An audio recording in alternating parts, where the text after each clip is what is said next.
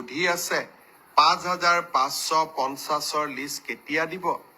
আপোনালোককো মই জনাব খুজিছো যে এপ্ৰিল মাহৰ ভিতৰত আমি আপোনালোকৰ ডকুমেণ্ট ভেৰিফিকেশ্যনৰ কাম শেষ কৰিম।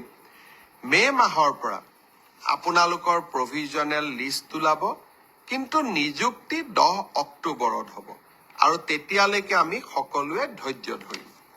কোনোবাই ক'ব পাৰে যে নতুন নিযুক্তিৰ ল'ৰা ছোৱালীয়ে যদি ইমান দেৰিকৈ দিওঁ তাতো পোষ্ট ল'ব নেকি? নহয়, নতুন নিযুক্তিৰ তালিকা 10 অক্টোবৰৰ পিছত ওলাব।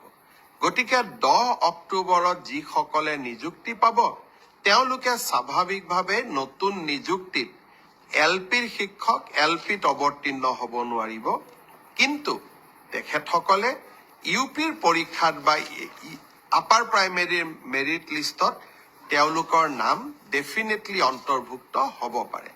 গতিকে মই সকলোকে ধৈৰ্য ধৰিব ক'লো।